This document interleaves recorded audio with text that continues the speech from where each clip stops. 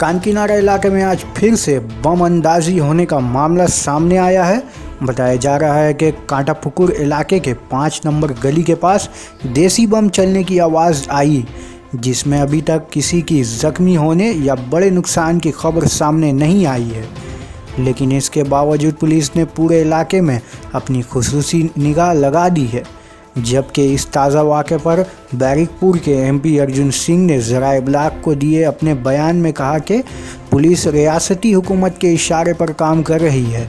और यही वजह है कि इलाके में मौजूद समाज दुश्मन अनासिरों से इन गैर कानूनी हथियारों की बरामदगी नहीं हो सकी, जिसका होना बहुत ज़रूरी था और इसी वजह से वहां इस किस्म के मालूमात पर रोक नहीं लग सका है।